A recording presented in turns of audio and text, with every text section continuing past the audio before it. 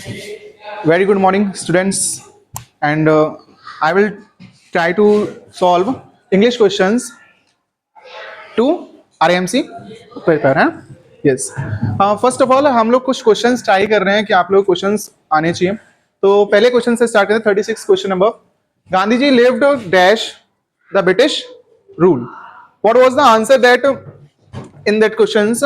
Gandhi ji lived dash in British rule. अब देखो क्या मतलब है इस चीज का क्वेश्चन का. गांधी जी रहते थे, क्या रहते थे, कब रहते थे, कहां पे? जब ब्रिटिश का इंग्लिश का रूल था तब रहते थे. ठीक है, तो उस टाइम पे कौन सा ऑप्शन हमारा करेक्ट ऑप्शन है? हमारे इन, ड्यूरिंग, ऑन या फिर अंडर के बारे में बात की गई है ना. चलिए, इनका मीन्स होता है, देखो हम लोग टाइम के लिए इनका यूज करते हैं, ये बात सही है. व्हाट, क्या हम लोग टाइम के लिए इनका यूज करते हैं, तो इसमें बात सही है. बट हम लोग जो बात करें उस पीरियड की बात करें जिस टाइम पे हम लोग गांधी जी कन्वर्ट होते थे, उस पीरियड की. तो पीरियड में क्या यूज होता है? British rule. यानी कि जब मान के चलते हैं कि आपका गांधी जी जब उनका एवरेज था, ठीक है, देखो क्या था, एवरेज था. जैसे गांधी जी तो थे, ठीक है, 2 अक्टूबर कितना 1869 से उनकी डेट ऑफ बर्थ, उनका जो डेथ ऑफ था वो कितना था 30 जनवरी 1948. ये उनका टाइम पीरियड था. यहां से लेकर के वहां तक जो क्या होता है ड्यूरिंग. इस टाइम से लेकर उन्होंने इस टाइम तक वो जिंदा रहे थे. क्लियर हुआ है? इसी टाइम पे क्या था? ब्रिटिश रूल भी था. इसी टाइम पे क्या था? ब्रिटिश रूल भी था. तो यानी कि इसी टाइम कंटिन्यू की बात करें तो ये कंटिन्यू टाइम होगा. दैट्स व्हाई हम लोग का ऑप्शन कौन सा करेक्ट होगा? कौन सा? ड्यूरिंग. Which one? ड्यूरिंग. बात आ रही है? आंसर क्या हो जाएगा? ड्यू. क्लियर हुआ? कोई प्रॉब्लम नहीं? ठीक. चलो नेक्स्ट क्वेश्चन मूव करते हैं. 37. I will call at your house. मैं जो हूं तो मैं अपने घर पे बुलाऊंगा, है ना. कब? Sometime dash the evening. ये तो नॉर्मल क्वेश्चन है, आपको तो आता ही होगा. इसका आंसर क्या होगा? In the evening. In the evening, in the afternoon, in the morning, है ना. I meet you in the, कब मिलते हैं हम आपसे? मॉर्निंग में, है ना. कब मिलते हैं? मॉर्निंग. तो इसमें क्या आ जाएगा? इन द मॉर्निंग का सेंस में. क्लियर हो रहा है? बात समझ में आ रही है? क्लियर हुआ? चलिए हम लोग अगले क्वेश्चन मूव करते हैं 38 पे. Can you please go to dash grocery store on 5th street and buy 2 cartons of milk. चलिए इसको चलने देते हैं, अपना काम करेंगे, है ना. चलिए first of all can you please go to the. चलिए हम लोग पहले आर्टिकल का थोड़ा सा एक बार शॉर्ट रिवीजन, जैसे कल एक शॉर्ट रिवीजन किया था ना, उसी तरह आर्टिकल का भी हम एक शॉर्ट रिवीजन करते हैं. आप लोग जानते हो व्हाट आर्टिकल जो होता है आपका, व्हाट वाज दैट? आर्टिकल कितने होते हैं? 2 टाइप्स होते हैं. एक होता है डेफिनेट और एक इनडेफिनेट. यस और नो? डेफिनेट में आपका कौन सा आता है? Article the. और इनडेफिनेट में कौन आता है? ए और एम. कौन आता है? ए और एम. आर्टिकल जो द लगाते हैं डेफिनेट चीजें में, जैसे जो मान लेते हैं जो आपकी यूनिक होती हैं. कितनी होती हैं? यूनिक. या यूनिवर्सल में सिर्फ एक ही है. कितनी है? जो एक होगा वही तो यूनिक कहलाएगा, ऐसा तो है ना. इसी को बोलते हैं क्या? डेफिनेट. तो वहां के लिए क्या यूज करेंगे? आर्टिकल द का यूज करेंगे. लेकिन थोड़ा सा इनडेफिनेट के लिए समझने की कोशिश करते हैं, है ना. इनडेफिनेट का आर्टिकल का यूज जो हम करते हैं, पहले तो याद रखो, पहले सिंगुलर होना चाहिए. क्या होना चाहिए? है ना. और फिर क्या होना चाहिए? काउंटेबल होना चाहिए. What was that? सिंगुलर के साथ साथ काउंटेबल होना भी जरूरी है. और ये तो मेन है, क्योंकि आर्टिकल लगाते ही किसके लिए? नाउन के लिए. तो आपका क्या 3 चीजें याद रखनी है. पहले तो सिंगुलर होना चाहिए, सेकंड काउंटेबल होना चाहिए, और उसके बाद नाउन आना चाहिए. अब कब ए यूज करेंगे, कब एन यूज करेंगे? ए का यूज करते हैं कौन से साउंड के लिए? कॉन्सोनेंट साउंड के लिए. किसके लिए? Consonant sound. और एन का यूज करते हैं वॉवेल साउंड के लिए. क्लियर हुआ? अच्छा, अब कौन सा वॉवेल साउंड, ये तो आपको याद आ रहा होगा, मैंने बताया भी था. कौन सा? कौन सा? हिंदी वाला। कौन सा?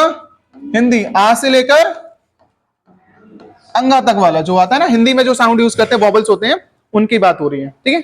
तब उसको याद आए, ठीक है? तो हम लोग उसको अभी सिर्फ हमारा जो क्वेश्चन है वो क्वेश्चन आपका डेफिनेट पे, इसलिए हम किसकी बात करेंगे? डेफिनेट आर्टिकल की बात करेंगे।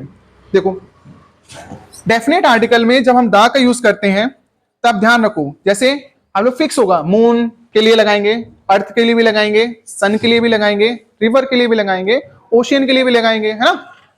ये बात तो सही, जो यूनिक है। लेकिन कुछ चीजें डेफिनेट होती हैं, उनके लिए भी लगाते हैं। जो चीजें डेफिनेट होती हैं उनके लिए भी यूज करते हैं, ठीक।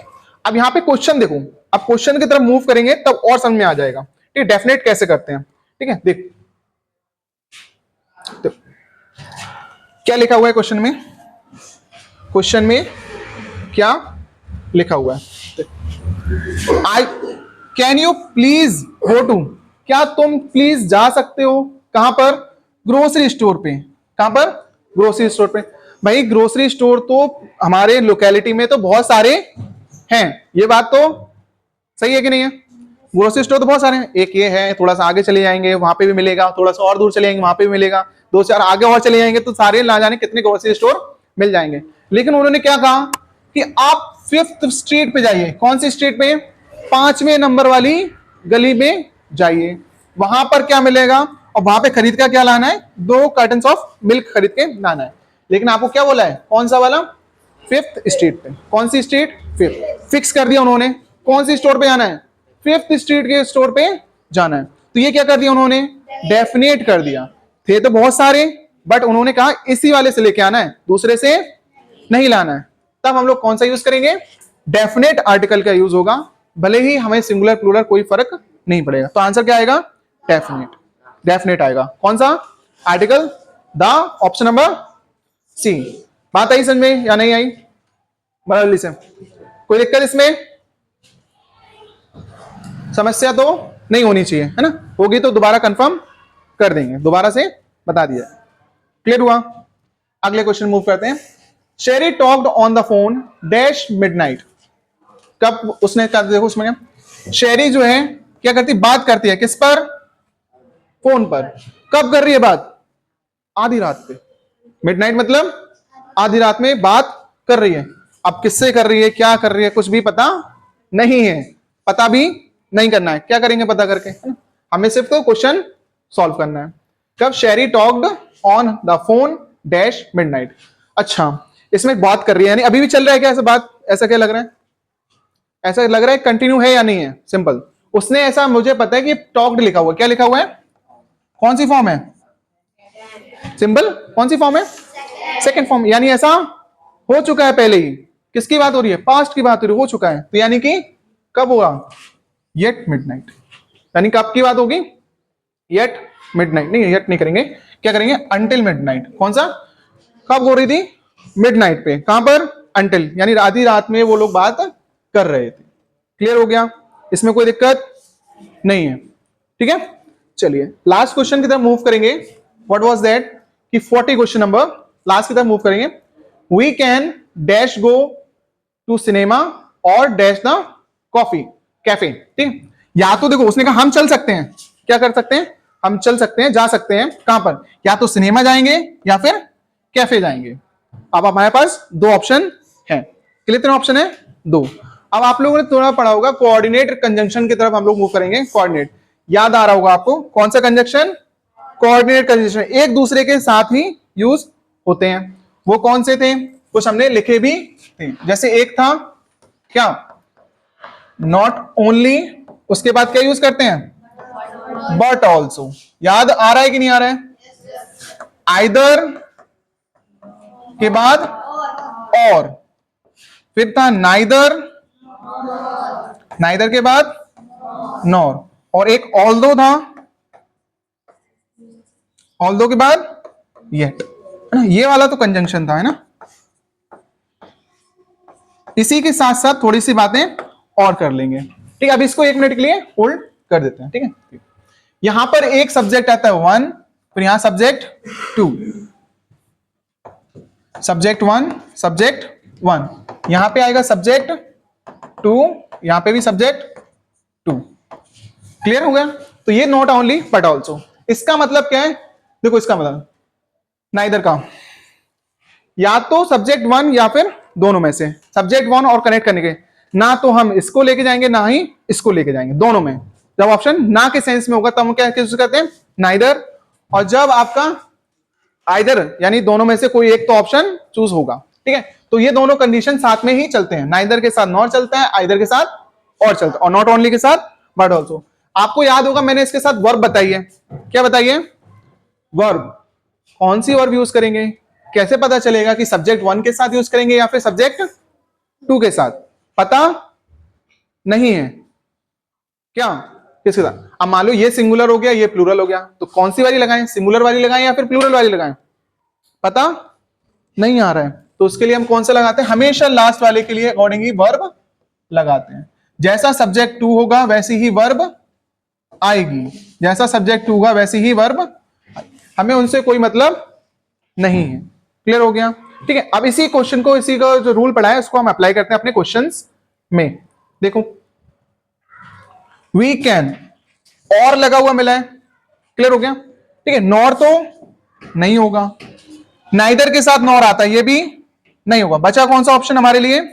आइदर और neither nor, not only but also. बात आ गया समझ में? तो इसका क्वेश्चन का आंसर कौन सा होगा? Option number D. Clear? Okay, चलिए आज के लिए इतना ही। Thank you students, and please subscribe and share this content for your next preparation के लिए। Thank you.